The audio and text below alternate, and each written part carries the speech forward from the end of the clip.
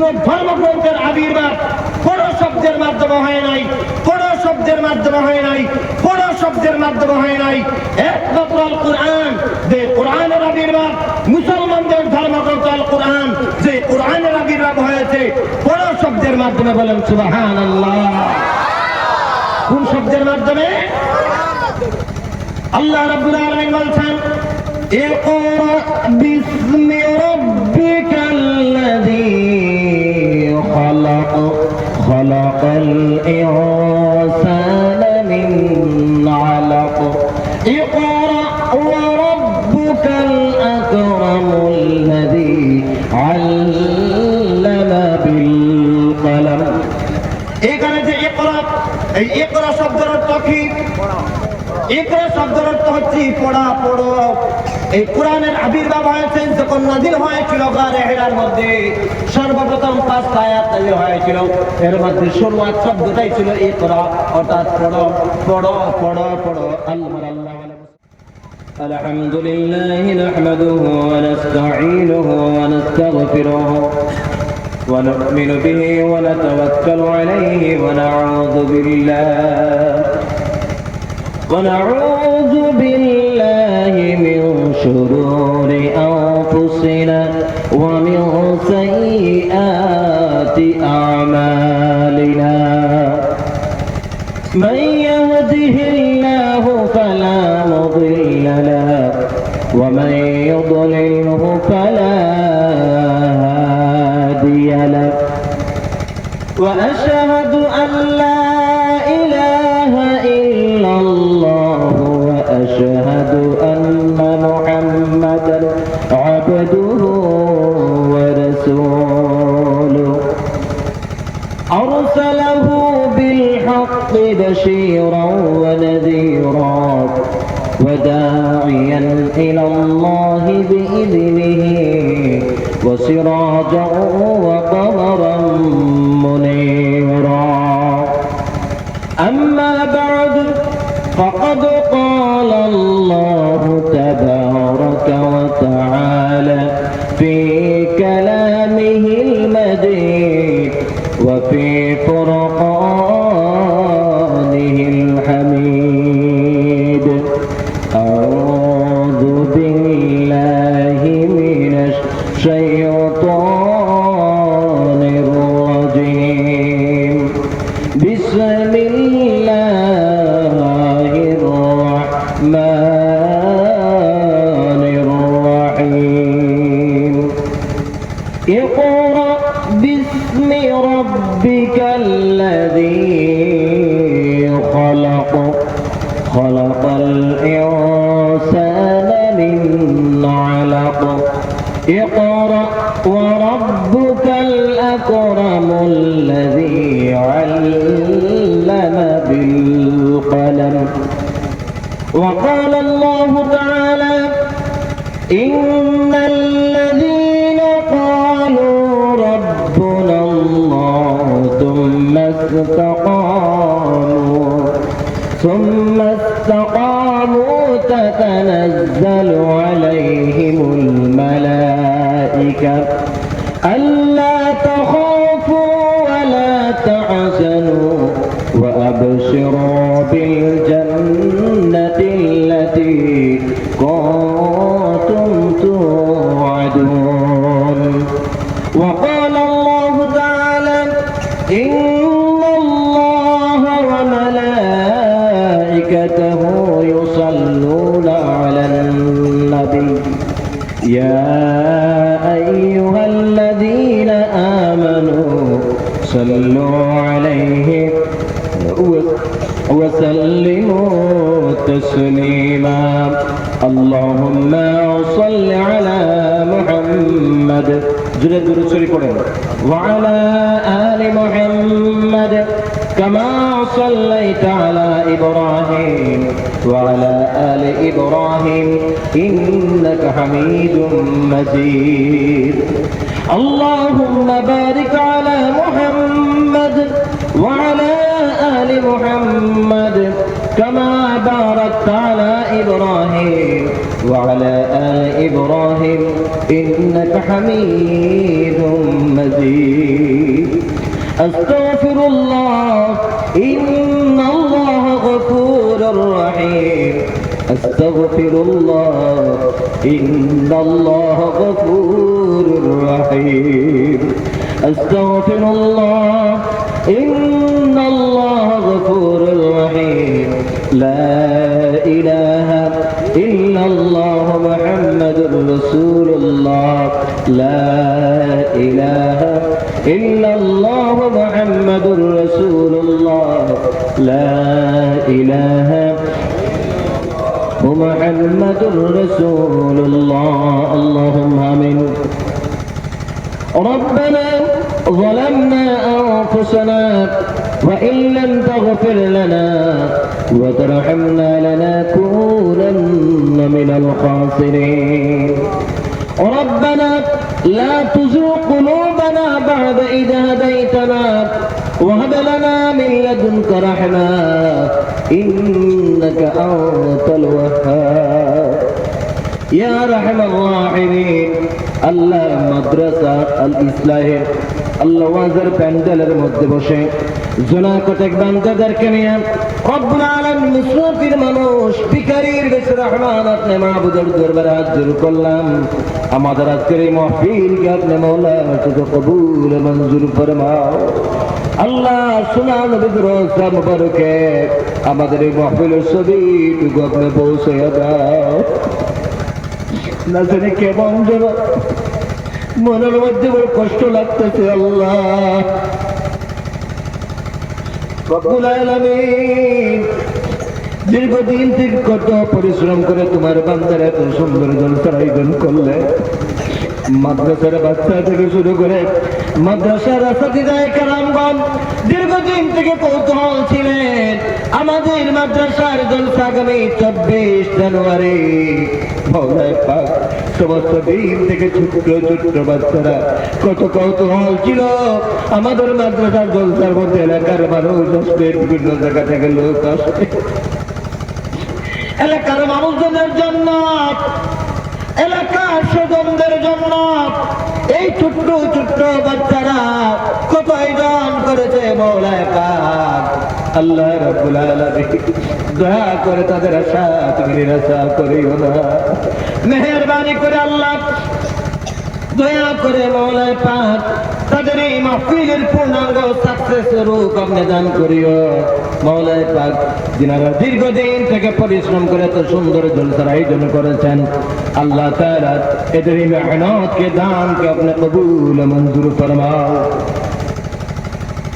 রব্বুল আলামিন আয় আল্লাহ তাআলা এই মাদ্রাসার যে সমস্ত আসাতিদায়ে কেরাম থেকে শুরু করে আমার ছাত্র ভাইয়েরা রয়েছেন আল্লাহ তাআলা সবাইকে তুমি কবুল মঞ্জুর ফরমাও যারা সহযোগিতা করতেছেন তাদেরকে কবুল ফরমাও আল্লাহ তাআলা বড় আশা করি না আমার মতো ছোট মানুষকে দাওয়াত করেছেন আল্লাহ তাআলা আমার কোনো ক্ষমতা নাই একটি কথা বলার জলসার প্রারম্ভে মুসাফির মানুষ পিতার বয়সী বাবাদেরকে সাথে নিয়া আল্লাহ মাদ্রাসার আল্লাহ কোরআনের ফাকিদেরকে সাথে নিয়া তোমার কাছে চাইতেছি আল্লাহ রব্বুল আলামিন মোর জবান দিয়া এমন কথাগুলা বাহির করাইয়া দেও যেই কথা বললে আমি নিজেও আমল করতে পারি আর সন্ধ্যাবেলা সবাই আমল করতে পারে এমন সময় উপযোগী বাস্তবমুখী আলোচনা মোর জবান দিয়ে বাহির করাইয়া দিয়ে মাওলা সুবহান রাব্বিকা রাব্বিল ইজ্জতি আম্মা ইয়াসিফুন ওয়া সালামুন আলাল মুরসালিন ওয়ালহামদুলিল্লাহি রাব্বিল আলামিন বিরহমাতিকা ইয়া আরহামার রাহিমিন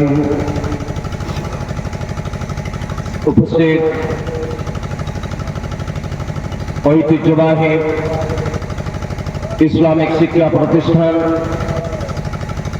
তথা ইলামবাজার আল ইসলাম মাদ্রাসার বাৎসরিক পঞ্চম বাৎসরিক ওয়াজ মাহফিলে সুনামধন্য সভাপতি তথা গোটা ইলামবাজার এরিয়ার গার্জিয়ান বলতে পারেন প্রাক্তন সুপারিনটেন্ডেন্ট আমার অত্যন্ত শ্রদ্ধাভাজন অত্যন্ত কাছের মানুষ হযরত মাওলানা আব্দুল জলিল সাহেব কাজী শরীয়ত লীলামবাজার আঞ্চলিক মঞ্চে বসা আমার সহপাঠী, একসাথে জিনার সাথে পড়াশোনা করেছে সুদূর বাটুইয়ার হযরত মাওলানা মঞ্জুরুল হক সাহেব সহ এই মাদ্রাসার আসাতিজায়ে কেরামগণ থেকে শুরু করে এই মাদ্রাসার প্রতিষ্ঠাতা হুজুর তথা আমার অত্যন্ত কাছের মানুষ, দুনিয়ার এক সময় আমার পড়ার জীবনে শিক্ষার ব্যাপারে আমাকে সহযোগিতা করেছেন, অনেক জ্ঞান দিয়ে আমাকে সহযোগিতা করেছেন। এই মাদ্রাসার প্রতিষ্ঠাতা হুজুর হযরত মাওলানা বিলাল আহমদ সাহেব সহ দিগর উলামায়ে কেরাম সামনে বসা এই মাদ্রাসার কোরআনের শিক্ষার্থী তথা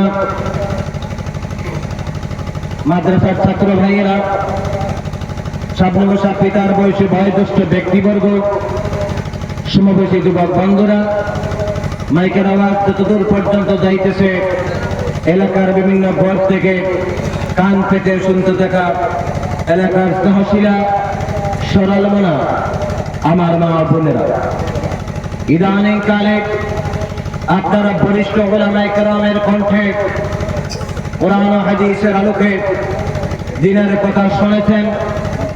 বিশেষ করে আমার আগে আলোচনা পেশ করেছেন আমার উস্তাদ, জিনার হাতে আমার মতো মানুষ জিনা গড়িয়েছেন হযরত মাওলানা কমরউদ্দিন সাহেব। উনি আপনাদের সামনে আলোচনা করেছেন আমার উস্তাদ। আমার পরেও বিজ্ঞ বিজ্ঞ আলিমে দ্বীন আপনাদের সামনে কোরআনের কথা রাখবেন। ইনাদের মধ্য থেকে আমি ছোট মানুষ আপনাদের সামনে দণ্ডায়মান হয়েছি। যদি আপনারা দোয়া করেন আল্লাহর কাছে, তবে আমি সামান্য কথা উপস্থাপন করার চেষ্টা রাখব। আপনারা যেন মহান রব্বুল আলামিনের কাছে দোয়া করেন যাতে আল্লাহ রাব্বুল আলামিন আমাকে আমার জ্ঞান বাড়াইয়া কথা বলার মতো তৌফিক আর শক্তি দান করেন, বলেন আমিন। সম্মানিত হাজিরিন, বিশেষ করে আমি আমার জলসার প্রারম্ভেই বলেছি, এই এলাকার যেই সমস্ত আল্লাহওয়ালা দিনদার মানুষ আছে সবাইকে করজোড়ে আমি আহ্বান করব, দয়া করে আপনারা কেউ ঘরে বসে থাকবেন না, আপনারা বিছানার মধ্যে থাকবেন না, চলে আসুন এই মাদ্রাসা মাঠে ওয়াজের মঞ্চে। বিশ্বাস করবেন ভাই, একটা মাদ্রাসা গড়তে, একটা মাদ্রাসা সাজাইতে একজন মানুষের কত না জানি কষ্ট হয়। যারা সাজায়, যারা গঠন করে তারাই একমাত্র জানে। বন্ধুগণ, আজকে যেইভাবে ইসলাম মাদ্রাসা আল ইসলাম মাদ্রাসা আপনার নিজামবাজারের বুকে গজে উঠেছে, আমাদের ত্রিপুরা রাজ্যে এই ধরনের একটা মাদ্রাসা আজও গড়ে উঠতে পারে নাই। আমার আল্লাহওয়ালা মুসলমান, আমরা বুঝি এই ধরনের মাদ্রাসাগুলোর গুরুত্ব, কারণ আমাদের এখানে এই ধরনের একটা যুগের সাথে তাল মেলাইয়া একটা মাদ্রাসার উদ্বোধন, একটা মাদ্রাসার শুরুয়াত আমরা এখনো ত্রিপুরাবাসী আমরা করতে পারি নাই। এই কারণে বন্ধুগণ, আপনাদের ঘরের কাছে বলে আপনারা এটার মর্ম হয়তো আপনারা ঘরের কাছে সবসময় দেখতেছেন হিসেবে হয়তো এতটুকু অন্তরের মধ্যে এখনো নিতে পারেন নাই। আমরা যতটুকু দূর থেকে এটার গুরুত্ব আমরা বুঝতেছি। বিশ্বাস করবেন, আমাদের ত্রিপুরা রাজ্যের মধ্যে আপনারা যদি খুঁজুন তাহলে দেখতে পাবেন ত্রিপুরা রাজ্যের অনেক আলিম ওলামা থেকে শুরু করে সাধারণ মানুষ পর্যন্ত হাজার হাজার টাকা সন্তানের পিছনে খরচ করে আপনাদের আসামে বিভিন্ন মাদ্রাসায় তারা পাঠিয়ে দেন নিজের সন্তানকে। যদি আমাদের এলাকায় এই ধরনের পরিবেশ থাকতো তাহলে এত দূর আমরা নিশ্চয়ই পাঠাতাম না। কেন পাঠাই? আমাদের এখানে এ ধরনের পরিবেশ নাই। এই কারণে আমার আল্লাহওয়ালা মুসলমান যারা এখনো আসেন নাই সবাইকে অনুরোধ করবে যে কিন্তু নিজের বিবেককে, নিজের বুদ্ধিকে, নিজের মানসিকতাকে একটাবার কষ্ট করে দেখুন। এই আল ইসলাম মাদ্রাসার ছাত্ররা দীর্ঘ কয়েকদিন থেকে জলসার প্রিপারেশন নিয়েছিল। আজকে সমস্ত দিন এই জলসার জন্য কত না জানি এই বাচ্চারা কৌতূহল ছিল। আজকে আমাদের মাদ্রাসার জলসা। হে আমার বাবা, হে আমার বন্ধু, হে আমার ভাই, যদি তোমার কোনো সন্তান, তোমার কোনো ভাই এই মাদ্রাসায় পড়তো, আজকে তার যদি কৌতূহল থাকতো, তাহলে যদি আজকে বিকালবেলা ওয়াজের মঞ্চে যদি প্যান্ডেল থাকে বাঁকা, তার মন যদি ছোট হয়ে যায়, তুমি বড় ভাই হিসাবে, তুমি বাবা হিসাবে তোমার মনে কি দুঃখ লাগতো না? নিশ্চয়ই তো তোমার মনে দুঃখ লাগতো। আজকে হয়তো বা তোমার কেউ এখানে পড়তেছে না, কিন্তু এটা তো বিলাহে নবীদের ওয়ারিস, এরা মাদ্রাসা পড়তেছে, এরা মাদ্রাসার ছাত্র, কোরআনের শিক্ষার্থীরা কোরআন পিপাসু, কোরআন শিক্ষা অর্জন করতেছে। এই কারণে তাদের কৌতূহল। আজকে আপনারা আসবেন, যদি আপনারা আসেন না, এই ছোট্ট ছোট্ট বাচ্চারা বসে আছে আপনাদের দিকে তাকাইয়া, আপনাদের দিকে তাকাইয়া আজকে তাদের মনের মধ্যে যদি সামান্য কষ্ট লাগে, আমি সদ্দুর রহমান বলছি, তাদের মনের মধ্যে আজকে যদি এই গল্পটা সার্থক যদি না হয় এবং সামান্য যদি ব্যথা লাগে বলে মানুষরা কেন আসলো না, তাহলে আমার মনে হয় আল্লাহর আরাফ পর্যন্ত তাদের ব্যথাগুলো পৌঁছে যাবে। এই কারণে আমার আল্লাহ মুসলমানগণ, আল্লাহর কোরআনকে দাম দিয়া, আল্লাহর কোরআনের মাহফিলকে দাম দিয়া আপনারা ঘরে না বসে, আপনারা মোবাইলের মধ্যে না ঢুকে, বাজারের মধ্যে না থেকে আপনারা কোরআনের মধ্যে চলে আসুন। আল্লাহ যেন সবাইকে আসার বসার তৌফিক দান করে, বলুন আমিন। সম্মানিত উপস্থিতি, আমি আপনাদের সামনে বেশি লম্বা আলোচনা করব না, এখানে সময় সীমা দেওয়া হয়েছে। এর ভিতরে আমি আমার যে দুটো বিষয়, দুটো কোরআন শরীফ থেকে দু জায়গা থেকে দুইটা আয়াত আমি তেলাওয়াত করেছি, এই আয়াতগুলোকে সামনে রেখে আমি আমার আলোচনা চালিয়ে যাওয়ার চেষ্টা করবো ইনশাআল্লাহ। আল্লাহ যেন আমাকে তৌফিক দান করেন, বলেন আমিন। সম্মানিত উপস্থিতি, আমি সর্বপ্রথম আমি আল্লাহ তাআলার কালামুল্লাহ শরীফ থেকে সূরাতুল আলাকের প্রথম 3টা আয়াত তেলাওয়াত করেছি। কয়টা আয়াত তেলাওয়াত করেছি? 3টা আয়াত তেলাওয়াত করেছি। এই সূরাতুল আলাকের এই প্রথম 3টা আয়াত আমি তেলাওয়াত করলাম কেন? 5টা করার কথা ছিল, সময় স্বল্পতার কারণে 3টা করেছি। কারণ সূরাতুল আলাকের প্রথম 5টা আয়াত আমরা জানি, কোরআন শরীফ যখন নাজিল হয়, যখন কোরআন শরীফের আবির্ভাব এবং নাজিল হওয়ার সময় সর্বপ্রথম সূরাতুল আলাকের প্রথম 5টা আয়াত নাজিল হয়েছিল। কয়টা আয়াত? জোরে বলেন। 5টা আয়াত নাজিল হয়েছিল। আমার আল্লাহ মুসলমান, আজকে আমরা মুসলমান মানুষ, আমাদের ধর্মগ্রন্থের নাম হচ্ছে আল কোরআন। আমাদের ধর্মগ্রন্থের নাম কি? আরো জোরে বলেন, জোরে বলেন।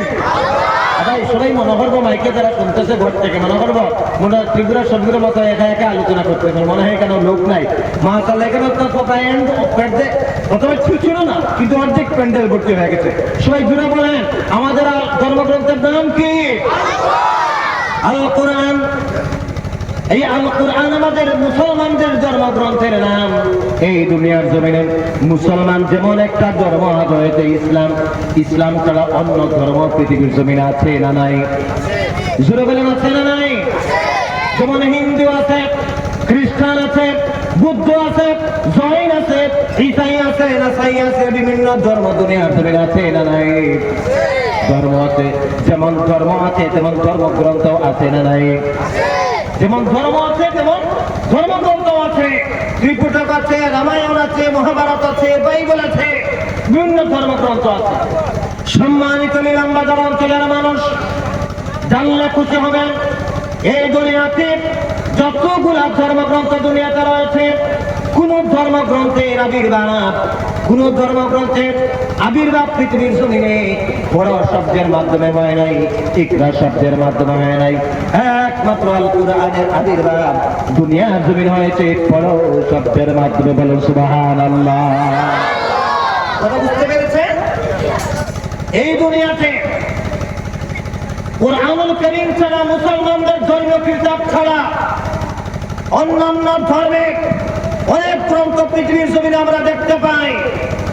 জানলে খুশি হবে, এই দুনিয়াতে বিজ্ঞানীরা লক্ষ কোটি কোটি বই লিখেছেন, কিন্তু আপনি এই দুনিয়াতে কোরআনুল কারীম ছাড়া অন্য কোন ধর্মগ্রন্থ বলেন, অন্য কোন বিজ্ঞানের বই বলেন, কোন বইয়ের আবির্ভাব, কোন ধর্মগ্রন্থের আবির্ভাব কোন শব্দের মাধ্যমে হয় নাই, কোন শব্দের মাধ্যমে হয় নাই, কোন শব্দের মাধ্যমে হয় নাই।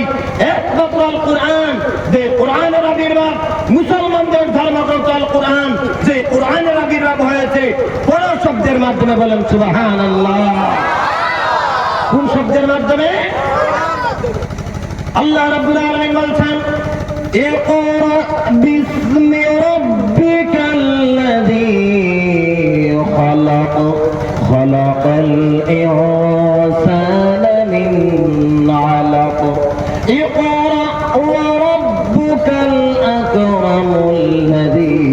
আল্লামা বিল কলম। এখানে যে ইকরা, এই ইকরা শব্দের অর্থ কি? ইকরা শব্দের অর্থ হচ্ছে পড়া, পড়ো। এই কোরআনের আবির্ভাব হয়েছে যখন নাযিল হয়েছিল গারে হিরার মধ্যে, সর্বপ্রথম 5 আয়াত নাযিল হয়েছিল। এর মধ্যে শুরুয়াত শব্দটাই ছিল ইকরা, অর্থাৎ পড়ো, পড়ো, পড়ো, পড়ো। আল্লাহ ওয়ালা মুসলমানগণ, আজকে গুরুত্বপূর্ণ একটা বিষয়, কোরআনের আবির্ভাব হয়েছে পড়ো শব্দের মাধ্যমে। আজকে যে জাতির সংবিধান, যে জাতির গ্রন্থ আল কোরআন, যে জাতিকে পড়ার ব্যাপারে আহ্বান করেছে, অর্ডার করেছে, সে জাতি আজকে পড়া থেকে, নৈতিক পড়া থেকে অনেক দূরে। আমার আল্লাহ ওয়ালা মুসলমানগণ, সে জাতি আজকে পড়া থেকে অনেক দূরে চলে গেছে। সে জাতি আজকে পড়া থেকে অনেক দূরে চলে গেছে। পড়া থেকে অনেক, নৈতিক পড়া থেকে, আদর্শগত পড়া থেকে অনেক দূরে থাকার কারণে আমাদের মুসলমানদের মধ্য থেকে একদল মানুষ বলে কোরআন হচ্ছে একটা ধর্মীয় কিতাব, কোরআন আধুনিকতার বিপক্ষে, কোরআন আধুনিক শিক্ষার বিপক্ষে। বলে কি বলে না? কথা বলেন, বলে কি বলে না? মুসলমানদের মধ্য থেকে একদল মানুষ আছে, এরা বলে শুধু কোরআন শুধু ধর্মীয় কিতাব, কোরআন শুধু ধর্মীয় কিতাব, এটাকে নির্দিষ্ট করে ধর্মীয় কিতাবের উপর। কোরআন কি শুধু ধর্মীয় কিতাব না, কোরআনের ধর্মীয় কিতাব নয়। কোরআনুল কারীম হচ্ছে মানুষের পূর্ণাঙ্গ জীবন বিধান, সমস্ত আপনার জীবনটাই হচ্ছে কোরআন। আমার আল্লাহ ওয়ালা মুসলমান, আজকে মুসলমানদের মধ্য থেকে যেইভাবে একদল মানুষ বলে কোরআন হচ্ছে একটা ধর্মীয় কিতাব, কোরআন আধুনিক শিক্ষার বিপক্ষে, আধুনিকতার বিপক্ষে, ঠিক তেমনিভাবে মুসলমান ছাড়া অন্য অনেক মানুষও রয়েছে যারা কোরআনকে বলে আধুনিকতার বিপক্ষে, আধুনিক শিক্ষার বিপক্ষে। আমি বলতে চাই, যারা এই সমস্ত কথা বলেন কোরআন আধুনিকতার বিপক্ষে, কোরআন শিক্ষার বিপক্ষে, আমি বলতে চাই, পারলে যদি আপনাদের ক্ষমতা থাকে, তাহলে পারলে পৃথিবীতে কোরআন ছাড়া 2 নম্বর একটা গ্রন্থ বের করে দেখান, যে গ্রন্থটার আবির্ভাব হয়েছে পৃথিবীতে বড় শব্দের মাধ্যমে।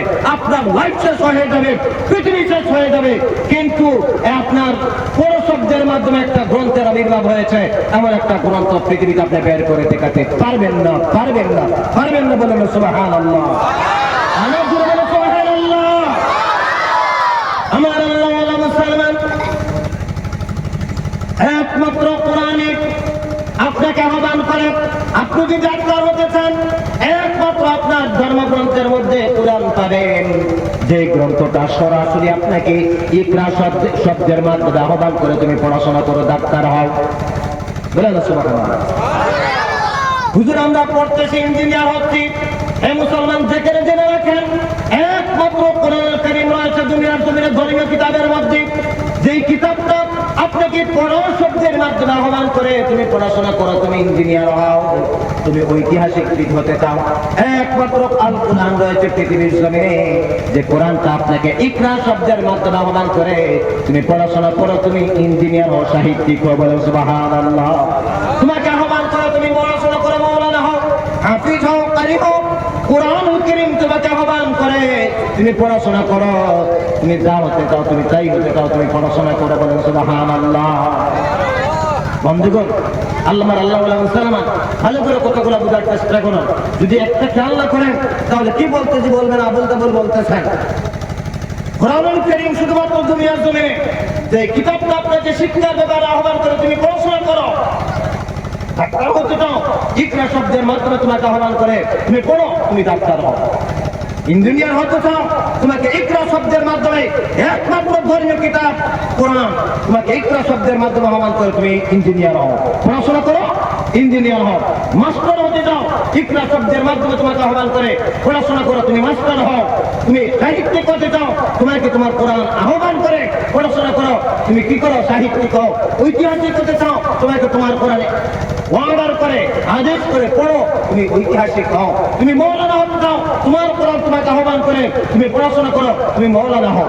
কেমনে তোমাকে কোরআন শর্ত লাগিয়ে দিচ্ছে, আজকের যুগের মানুষ আমরা পড়তেছি সব নিজের জন্য, ডাক্তারি পড়তেছে তার জন্য, ইঞ্জিনিয়ারিং পড়তেছে শুধু নিজের জন্য, মাস্টার ডিগ্রি করতেছি আমার জন্য। বন্ধুগণ, দুনিয়াতে যে যা পড়তেছে সব নিজের জন্য, কিন্তু আল্লাহ বলতেছেন ইকরা বিইসমি রাব্বিকাল্লাযী খালাক, পড়ো তোমার প্রভুর নামে যিনি তোমাকে সৃষ্টি করেছেন, তুমি তার নামে পড়ো। এখন বলবেন হুজুর আমরা ডাক্তারি পড়তেছি, ইঞ্জিনিয়ারিং করতেছি, মাস্টার ডিগ্রি করতেছি, আমরা কেমন করে আল্লাহর নামে আমরা কেমন করে পড়বো, কেমন করে পড়বো? বন্ধুগণ আমার, তুমি ডাক্তার হতে চাও, তুমি কি কোরআন আহ্বান করে পড়াশোনা করে ডাক্তার হও ইকরা শব্দের মাধ্যমে। তুমি ডাক্তার হয়ে মানুষের বডি নিয়ে, মানুষের শরীর নিয়ে রিসার্চ করো, মাথার চুল থেকে শুরু করে পায়ের নিচ পর্যন্ত প্রাণীকুলের অস্তিত্ব নিয়ে তুমি রিসার্চ করো। মাথার ভিতরে মগজ আছে না নাই, এই মগজগুলো কেমনে সার্কুলেট হয়, মানুষের ভিতরে ফুসফুস আছে না নাই, মানুষের ভিতরে ডাক্তার হয়ে মানুষের ফুসফুস নিয়ে তুমি রিসার্চ করো, এই কিডনি নিয়ে তুমি রিসার্চ করো, এই শরীরের ভিতরে রক্ত প্রবাহিত হয় কেমন করে, ওইগুলা নিয়ে তুমি রিসার্চ করে করে যখন তুমি রিসার্চ করবে, গবেষণা করবে, তখন দেখতে পাবে এই ফুসফুস বানানোওয়ালা, কিডনি বানানোওয়ালা, এই রক্ত প্রবাহিত করানোওয়ালা নিশ্চয়ই একজন পৃথিবীর জমিনে আছেন। কথা বলে ঠিক না বেঠি? মানুষের শরীর নিয়ে, প্রাণীকুলের শরীর নিয়ে ডাক্তার যখন ডাক্তারি রিসার্চ করবে, গবেষণা করবে, তখন প্রাণীকুলের শরীরের মধ্যে সে তার আল্লাহকে দেখতে পাবে। বলেন সুবহানাল্লাহ। কাকে দেখতে পাবে?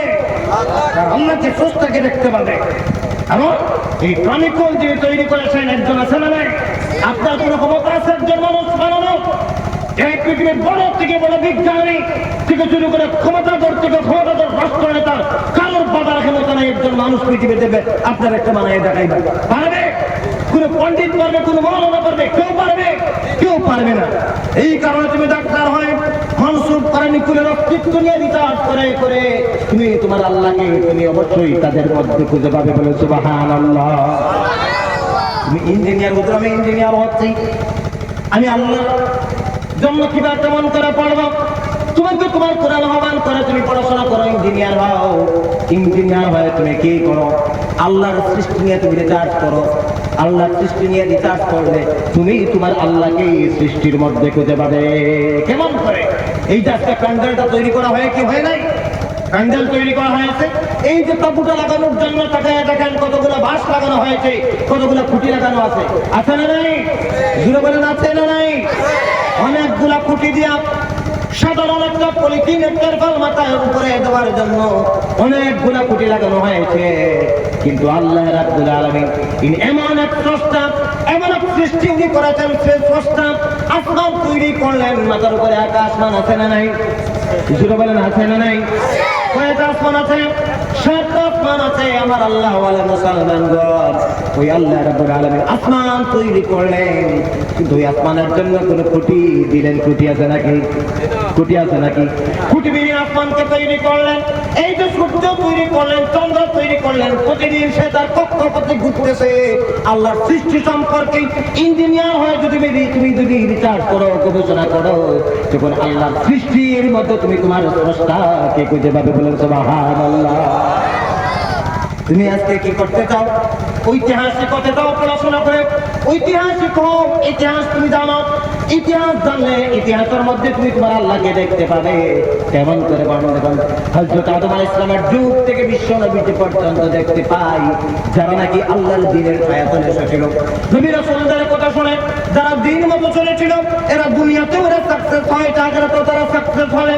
দুনিয়ার ইতিহাস এটা বলে দেয়। কিন্তু যারা নাকি নবী রাসূলদের সাথে অন্যায় আচরণ করেছিল, অত্যাচার করেছিল, নিপীড়ন করেছিল, কথা বলে ঠিক না বেঠিক, তারা দুনিয়াতেও হালাক হয়েছে, বরবাদ হয়েছে, আখিরাতেও হবে কি হবে না? নবী রাসূলদের যারা নির্যাতন করেছিল, অত্যাচার করেছিল, জুলুম করেছিল, তাদের উপর কি হয়েছিল?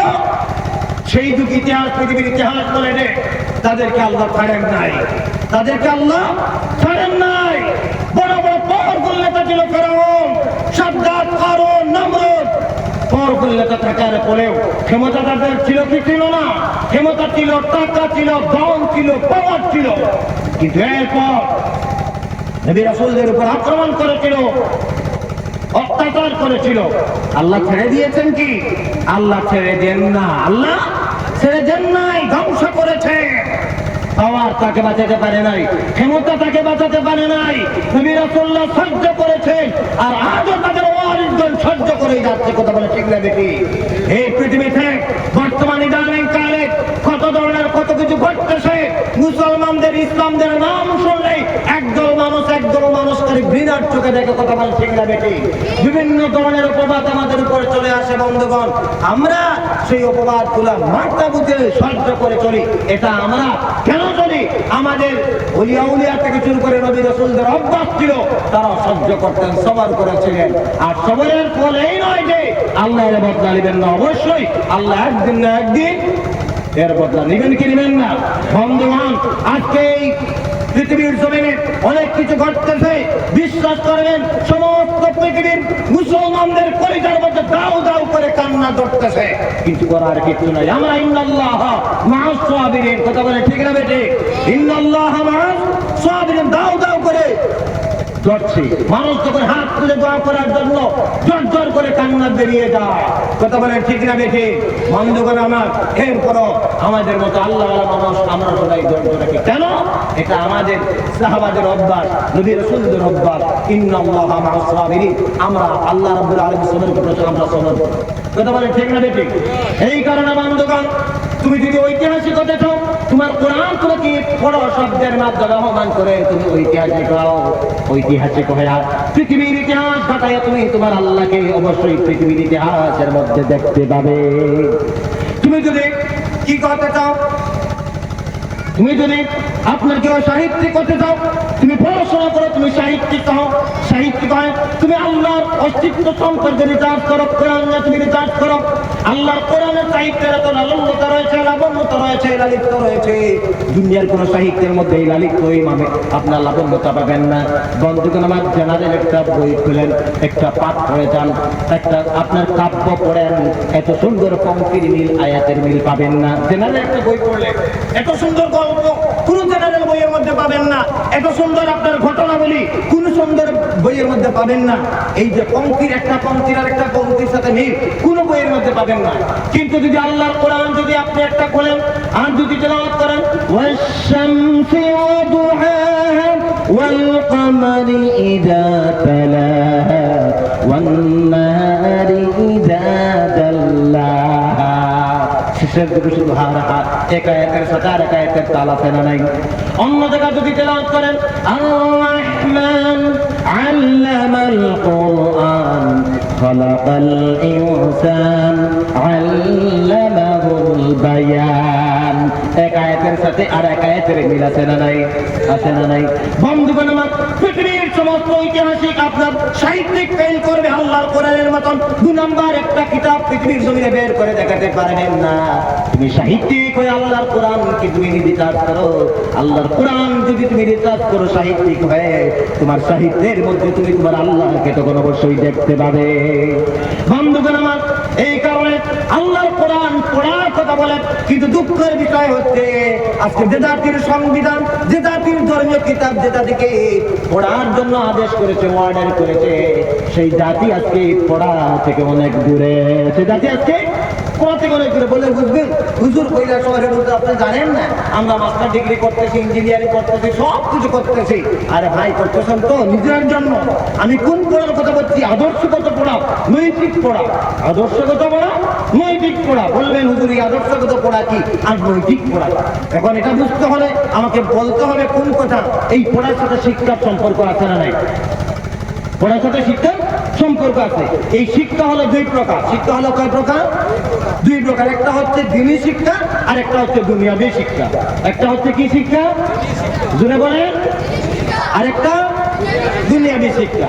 এই দ্বীনি শিক্ষা আর দুনিয়াবী শিক্ষার মূল শিক্ষা হইল পারিবারিক শিক্ষা। কোন শিক্ষা? আপনার দ্বীনি শিক্ষায় যান, দুনিয়াবী শিক্ষায় যান, যে কোনো শিক্ষায় যাওয়ার আগে আপনার কোথা থেকে আপনি বের হয়ে আসেন? পরিবার থেকে। কথা বলে ঠিক না বেঠিক? এই মূল হচ্ছে পারিবারিক শিক্ষা।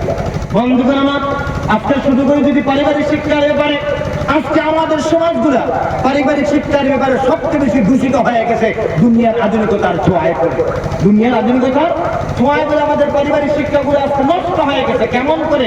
দুই একটা উদাহরণ না দিলে বুঝবেন না। এই পারিবারিক শিক্ষার মধ্যে আল্লাহর কোরআনের আসর, দ্বীনের আসর, শরীয়তের আসর বিলকুল নাই। সব ধূলিসাৎ হয়ে গেছে শুধুমাত্র দুনিয়ার আধুনিকতার ছোঁয়ায় পড়ে।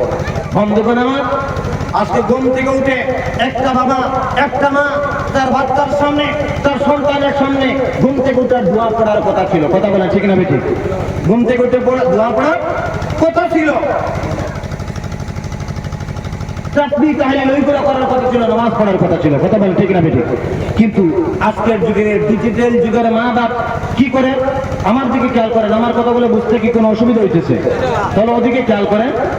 ঘুম থেকে উঠে আজকের যুগের মা বাপ বাচ্চার সামনে তাসবিহ করার কথা, নামাজ পড়ার কথা, ঘুম থেকে উঠে দোয়া পড়ার কথা ছিল। কিন্তু ওই যখন দোয়া পড়বে, তাসবিহ করবে, নামাজ পড়ে ছোট্ট বাচ্চার সামনে ও দেখতে দেখতে সে নিজেই শিখে ফেলবে। কথা বলে না কেন? ঠিক না বেঠিক? কিন্তু আজকের যুগের ডিজিটাল মা বাপ কি করে? ঘুম থেকে উঠেই সর্বপ্রথম মোবাইল বালিশের দ্বারা তাকে মোবাইলটা হাতে নিয়ে দেখে গতকালকে সে হোয়াটসঅ্যাপে মেসেজ দিল, সে ফেসবুকে মেসেজ দিল। কথা বলে না কেন? মিস কল দিচ্ছে না? নাই। ঘুম থেকে উঠে সর্বপ্রথম দোয়ার আগে মোবাইল আছে না নেই? আমি সবার কথা বলছি না, আজকের কমে এই ধরনের অভ্যাস ঘরের মধ্যে আছে না নাই? বন্ধুগণ আমার, আগেকার যুগে আমরা দেখেছি ছোট্ট ছোট্ট বাচ্চারা যখন কান্না করে, যন্ত্রণা করে, মা বাবা ছোট্ট ছোট্ট বাচ্চাদেরকে, সন্তানদেরকে শান্তি করার জন্য, যন্ত্রণা থেকে লাঘব করার জন্য, তাকে কান্না থামানোর জন্য তার সামনে কি করতেন? আল্লাহ আল্লাহ জিকির করতেন। কেমন করে? হাসবি রাব্বি জাল্লাল্লাহ মা ফি কলবি গায়রুল্লাহ নূর মুহাম্মদ সাল্লাল্লাহ লা ইলাহা ইল্লাল্লাহ। আর জোরে লা ইলাহা ইল্লাল্লাহ। এমন করে আগেকার যুগের মা বাপ বাচ্চাকে তুলে নিয়ে কান্না থামাতেন। সত্য না মিথ্যা? কিন্তু আজকের যুগের মা বাপ সন্তান যদি যন্ত্রণা করে আমার সামনে কি করে? আপনাদের এখানে এমন আছে না? নাই আমি জানি না, আমাদের এখানে পাওয়া যায়। বাচ্চা যন্ত্রণা করতেছে, তার সামনে মোবাইল একটা বের করে দিয়া ঘন্টার পর ঘন্টা ওই বাচ্চাটার হাতে মোবাইল দিয়ে আমার অন্যান্য কাজ করে। কথা বলেন ঠিক না বেটি? ভাত খাওয়ার সময় ভাত খেতে যায় না বাচ্চা, তার সামনে মোবাইলটা বের করে দিয়া মোবাইল দেখাই দেখাই আপনার ভাত খাওয়ায়। আছে না? সত্য না মিথ্যা? আছে না আপনাদের এখানে এমন অভ্যাস? আছে না? বন্ধুগণ আমার, হে আমার মা, হে আমার বাবা, এমন অভ্যাস যদি বাচ্চার সামনে আপনি দুনিয়ার ওই বিষয়গুলো যদি আপনি উত্থাপন করেন সব সময়, কেমন করে আপনি আশা করতে পারেন ওই বাচ্চাটা একদিন আদর্শ মানুষ হবে, আদর্শ সন্তান হবে, আদর্শ মাস্টার হবে? এটা কেমন করে আপনি আশা করতে পারেন তার কাছ থেকে? আপনি নিজেই বাবা মা, তার হাতে দুনিয়া তুলে দিচ্ছেন, আবার কেমন করে আশা করতে পারেন আপনার বাচ্চাটা ভবিষ্যতে বড় হবে, ভালো হবে? আজকে সালাম পরিবার থেকে মুচন হয়ে গেছে, সালাম পরিবার থেকে মুচা হয়ে গেছে। আজকে ভাই আপনাদের এখানে আছে না নাই আমি জানি না, আমি ভুল করে দেখি না আমাদের ওখানে স্বামী স্ত্রীকে সালাম করে, স্ত্রী স্বামীকে সালাম করে। আরে সালাম যদি স্বামী স্ত্রীকে করতো, স্ত্রী যদি স্বামীকে সালাম করতো, তাহলে সন্তানগুলো থেকে তা ওগুলা শিখে ফেলতো। কথা বলে ঠিক না বেটি? আজকে সালাম এটা তো আপনার সন্তানকে দোয়া দোয়া, বিবিকে দোয়া দোয়া, তোমার পর শান্তি রহমত বর্ষিত হোক, এটা তো দোয়া। আফসোস, এই সালাম করতে আজকে মুসলমানদের লজ্জা হয়। কি হয়? লজ্জার কারণে সালাম করে না। বন্ধুগণ আমার, আজকে কোন পরিস্থিতি আমাদের পরিবারগুলা কেমনে দূষিত হয়ে যাচ্ছে। এরপরে চলে আসে দ্বীনি শিক্ষার স্তর। আজকে দ্বীনি শিক্ষার যে পরিবেশ, আমি ধন্যবাদ দিই আপনাদের করিমগঞ্জের ইমারতে শরীফ জামিয়ার মাধ্যমে, জামিয়াত উলামায়ে হিন্দের মাধ্যমে, নিজামুল মুসলিমিনের মাধ্যমে, আরো বিভিন্ন ধর্মীয় সংগঠন আহলে সুন্নাত ওয়াল জামাতের মাধ্যমে যেইভাবে দ্বীনি শিক্ষার একটা প্রয়াস চতুর্দিকে করা হচ্ছে, চেষ্টা করা হচ্ছে প্রত্যেক সন্তানকে দ্বীনি শিক্ষায় শিক্ষিত করা, মোটামুটি বুনিয়াদী শিক্ষায় পারদর্শী করা চেষ্টা করতেছেন। বলুন তো দিকে এই যারা চেষ্টা করতেছেন এদেরকে কোনো মাসিক টাকা দেওয়া হয় নাকি? কোনো তো মাসিক টাকা দেওয়া হয় না, শুধুমাত্র দিনের খাতিরে আপনার সন্তান যেন বড় হয়ে যায়, আপনার সন্তান যেন আপনাকে চেনে, আপনার সন্তান যেন বড় হয়ে আপনাকে চেনে, আপনি মা বাপকে যেন ভুলে না যায়, এই কারণে তারা দিনরাত পরিশ্রম করে যাচ্ছে। কিন্তু আফসোস, আজকের যুগের মা বাপ ইংলিশ মিডিয়ামে বাচ্চাকে দিতে বলে না। আমি আপনাকে নিষেধ করছি না, ইংলিশ মিডিয়ামে আপনি আপনার বাচ্চাকে দেন, সন্তানকে দেন, বাংলা মিডিয়ামে দেন। মাস্টার বানানোর দরকার আছে, ইঞ্জিনিয়ার বানানোর দরকার আছে, ডাক্তার বানানোর দরকার আছে না। কিন্তু মনে রাখবেন, আপনি 7 দিনে 7 দিন 6 দিন সেই জায়গায় যদি আপনার ভুল হয় না, একটা দিন আপনি ভুল করেন না, কিন্তু মসজিদে যদি মাটাই দেন তাহলে 1 দিন দিলে 5 দিন না, 5 দিন দিলে 2 দিন না। কথা বল না কেন, ঠিক না বেটি? সত্য না মিথ্যা? এখানে পেটের বেদনা, সর্দি, মাথার বেদনা হতো না জানিবে মারা যায় একটার বাচ্চা। আমার আল্লাহ মুসলমান জেনে রাখবেন, আপনার সন্তানকে যদি আপনি বিয়ে কাজ না করান, ইঞ্জিনিয়ার না বানান, ডাক্তার না বানান, ডাক্তার না বানানোর ব্যাপারে, ডাক্তার বানানোর ব্যাপারে, ইঞ্জিনিয়ার বানানোর ব্যাপারে, মাস্টার ডিগ্রি কমপ্লিট করার ব্যাপারে আপনি তার কাছে দায়বদ্ধ নন। আপনার সন্তানের কাছে মাস্টার ডিগ্রি, ডাক্তার, ইঞ্জিনিয়ার যে কোনো বিষয়গুলো বানাইবার ব্যাপারে আপনি দায়বদ্ধ তার কাছে নন। বানাইলে ভালো, গার্জিয়ান হিসেবে আপনি তাকে ভালো করলেন, কিন্তু তার কাছে দায়বদ্ধ নন। কিন্তু হে মা, হে বাবা, মনে রাখবেন আপনি তার কাছে দায়বদ্ধ বুনিয়াদী জিনিস শিক্ষার ব্যাপারে, আপনি তার কাছে মা বাবা আপনি দায়বদ্ধ। যদি আপনি তাকে শিক্ষা দান না করেন, নিজে যদি পারেন তো আলহামদুলিল্লাহ, না পারলে উস্তাদ ধরবেন, হুজুর ধরবেন, ইমাম ধরবেন, যেমনি হোক তাকে দিনের শিক্ষায় শিক্ষিত করা, দিনের জ্ঞান তার ভিতর ঢুকাই দেওয়া, এর জন্য আপনি তার কাছে দায়বদ্ধ। এই দায় আপনি এড়াতে পারেন না। যদি আপনি এই দায় এড়াইয়া চলেন, হাসরের ময়দানে ওই সন্তান আপনাকে কাঠগড়ায় দাঁড় করাবে। কোথায় দাঁড় করাবে? ওই সন্তান আপনাকে কাঠগড়ায় দাঁড় করাবে। আপনি পারেন না, দায় এড়াতে পারবেন না। এই কারণে দিনের শিক্ষায় শিক্ষিত করার ব্যাপারে আপনি দায়বদ্ধ। খুব ভালো লাগলো আজকে এখানে যে সমস্ত গার্জিয়ানের ছেলেরা এখানে পড়তেছে, আমি দেখলাম এরা অনর্গল ইংলিশে কথা বলতেছে। আমি এই মাদ্রাসার সাথে আজকে পরিচিত নয়, অনেক আগ থেকেই পরিচিত। সেই দোতলায় নিলাম বাজার দোতলায় যখন হয়েছিল এই থানার ওপারে বিল্ডিংয়ে, যখন আমি গিয়েছিলাম, এরপরে অন্য জায়গায় যখন ছিল তখন সেখানে আমি গিয়েছিলাম। মাদ্রাসার যে পরিবেশ, আরে বাবা দেখবেন এরা আরবিকে লেকচার দিয়ে ইংলিশে কথা বলে, শুদ্ধ বাংলায় কথা বলে, উর্দুতে কথা বলতে পারে, এটা বিরল। সব জায়গায় এমন অভ্যাস করা যায় না। আমি ওই সমস্ত মাদেরকে, বাবাদেরকে ধন্যবাদ দিই। তারা কি করতেছেন? নিজের সন্তানকে দিনী শিক্ষায় শিক্ষিত করার জন্য এরা টাকার দিকে চাইতেছেন না, এরা সন্তানের দিকে চাইতেছেন না, মহব্বতের দিকে চাইতেছেন না। সন্তানরা, মা বাপরা সন্তানের জন্য মায়া পায় না এমন কোনো মা বাপ দুনিয়াতে আছে? সব মা বাবার সন্তানের জন্য মায়া হয়। আরে ভাই, এই সমস্ত বাবারা সন্তানকে দূর দেশে বিদায় করে দূরে থাকে, ওই সমস্ত বাবার মার কলিজার ভিতর যদি আপনারা দেখতে পারতেন তাহলে অবশ্যই বুঝতেন যে কত কষ্ট এরা করে। একটা সময় ভালো খাবার খেতে পারে না, সন্তানের কথা ইয়াদ হয়ে যায়। আমি সেই দিকে বলছি না, পরে বলবো। আমার আল্লাহ মুসলমান, এই কারণে আমি এলাকার প্রত্যেক মানুষকে আহ্বান করবো, দিনের শিক্ষার ব্যাপারে, বুনিয়াদী শিক্ষার ব্যাপারে একটু সচেতন হওয়ার দরকার আছে। আপনারে বলবেন হুজুর আমার সন্তান নাই, আমার নাতিরে আমি কি সচেতন হব? আপনার সন্তান যদি থাকে অথবা না থাকে, আপনার নাতি, আপনার আওলাদ যদি থাকে অথবা না থাকে, দিনের শিক্ষার ব্যাপারে আপনি তার কাছে সামাজিক লেভেলে দায়বদ্ধ। কোন লেভেলে দায়বদ্ধ? সামাজিক লেভেলে আপনি দায়বদ্ধ। আরেকটা কথা না বলে পারছি না।